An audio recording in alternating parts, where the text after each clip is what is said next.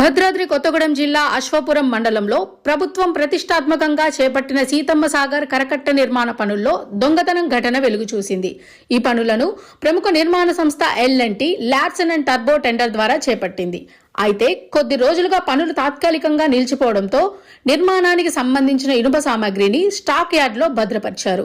ఈ పరిస్థితిని ఆసరాగా చేసుకుని L&T కంపెనీ సెక్యూరిటీ సిబ్బందితో కలిసి కొంతమంది దుండగులు సుమారు 80,000 రూపాయల విలువైన ఇనుప సామాగ్రిని ట్రాక్టర్ ద్వారా దొంగతనంగా తరలించే ప్రయత్నం చేశారు. అయితే అప్రమత్తమైన స్థానికులు వారిని పట్టుకొని పోలీసులకు అప్పగించారు. సమాచారం అందుకున్న పోలీసులు వెంటనే ఘటనా స్థలానికి చేరుకొని నిందితులపై కేసు నమోదు చేసి దర్యాప్తు ప్రారంభించారు.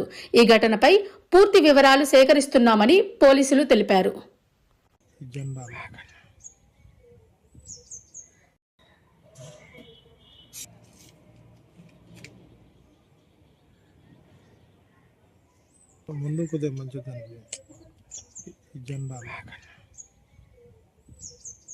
నిన్న శుక్రవారం మధ్యాహ్నం ముగాట్పల్లి గ్రామంలో సీతమ్మ సాగర్ ప్రాజెక్టు సంబంధించిన L&T వారి యార్డ్ లోపల ఇనుప సామాగ్రి దొంగతనాలు జరిగింది. దానికి సంబంధించి వారు అమ్మగారిపల్లి గ్రామానికి చెందిన నీలపట్ల రవీందర్ రెడ్డి అనే వ్యక్తి ట్రాక్టర్ లోపల సుమారు 1.3 టన్ 80,000 వాల్యూ ఇనుప సామాగ్రి తీసుకొని వెళ్తుండగా పట్టుకోవడం జరిగింది. దానికి సంబంధించి పోలీస్ స్టేషన్లో ఆ సామాగ్రితో సహా తీసుకొచ్చి అప్పగించి ఫిర్యాదు చేయగా దానిపై కేసు నమోదు చేయడం జరిగింది. ఇందులో అక్కడ సెక్యూరిటీలో పనిచేసే ప్రసాద్ మరియు లక్ష్మారెడ్డి అనే వాళ్ళ పాత్ర కూడా ఉన్నట్టు ఫిర్యాదులో వాళ్ళు పేర్కోవడం జరిగింది.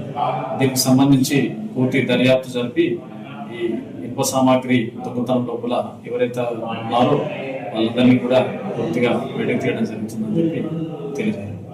ఎన్ని రోజుల నుంచి జరుగుతుండొచ్చు సార్? మనకు ఫిర్యాదు ఇచ్చినదైతే నిన్నటి సంబంధించి ఇవ్వడం జరిగింది.